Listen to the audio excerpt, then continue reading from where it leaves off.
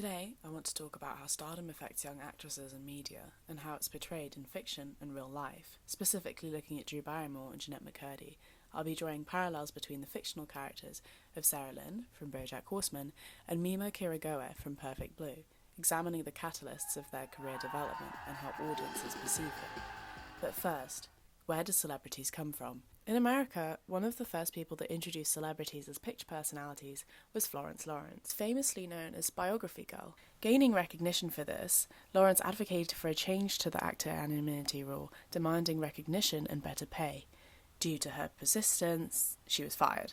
The actor anonymity rule was in place because of two main reasons. The first being, producers did not want to pay their performers a higher salary. Soon after, she was hired by this producer, Carl Laemmle. In an epic publicity stunt, Laemmle spread rumours about Lawrence's supposed death by streetcar, to later reintroduce her as a star on the first ever publicity tour of Lest We Forget in 1909. Another reason performers weren't known by name is because they did not want to take the risk of tying their names to productions in case it was unsuccessful and their reputation was now associated with failure or scandal. An example of reputation being affected by her roles is the beautiful and talented Dorothy Dandridge. When Dandridge got her lead role in Carmen Jones, it played a significant part in boosting her acting career.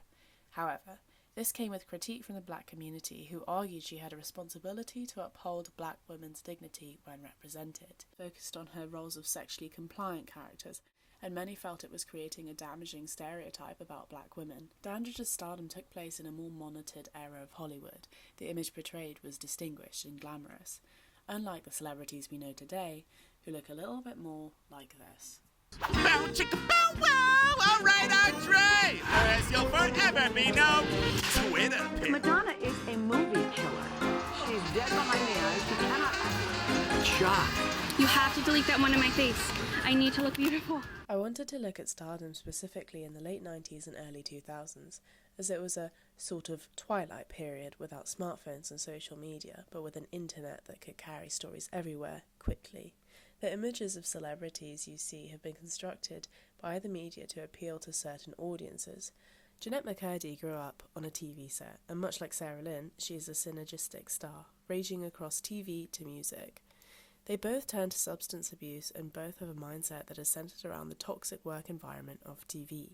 Celebrities themselves are brands that the viewer can invest in. Want to listen to their music? Know who they're dating? You can do that. This is what the media in the 2000s encouraged, because they were portraying democratic celebrities with personalities that sell. You are invited to their lives, whether they like it or not. McCurdy in particular struggled with journalists invading her privacy. Here she reads an email from her mum in response to a magazine article. You used to be my perfect little angel, but now you are nothing more than a little, all caps, slut, floozy, all used up. This is an example of the downfalls in stardom and reflects on the morals of the media industry. McCurdy also comments in her book about being offered what she inferred as hush money. Nickelodeon is offering me $300,000 in hush money to not talk publicly about my experience on the show, my personal experience of the creator's abuse. McCurdy draws explicit attention to the corrupt system in the film industry, exposing consumers today to the exploitation of young celebrities. As a whole, Raphael Bob Waksberg portrays Sarah Lynn's experience in stardom as suffocating and toxic. It becomes apparent that Sarah Lynn is surrounded by insincere networkers and competitors, highlighting the industry as sycophantic. Sarah Lynn and McCurdy's adaptations to singers reflects the demand of the industry today, as celebrities must expand their consumer markets. In Sarah Lynn's song Prickly Muffin, she is referencing her nickname as a child on the set of Horsing Around. Dressed in a revealing outfit, she caresses herself while singing her below-average song. This appeals to the older audience and is portrayed as desirable. Sexuality in target audience plays a big part to presentation of celebrities. Drew Barrymore is an iconic example of a star as a deviant, meaning she is fascinating due to her past of alcohol abuse and excessive lifestyle. Barrymore made a huge step when she started acting in her late teens, from the sweet best friend of E.T. to femme fatale characters such as Poison Ivy, a succubus. Barrymore's vast jump of roles mirrors that of Mima from Perfect Blue, who belonged to a pop idol group called Cham. Satoshi Kon strategically starts Perfect Blue with a montage of Power Rangers performing. Kon conveys through the themes of masks and fronts that the entertainment industry is riddled with artificial identities that have been carefully constructed. Cham is presented as youthful, All members adorn frilly pink dresses and sing songs about love, but Mima is on a mission to reconstruct herself. She is in pursuit of synergistic greatness and is convinced into taking a devious role of a stripper who was assaulted. In Mima's role as a stripper, she is wearing a white frilly dress that parallels her pink idol one.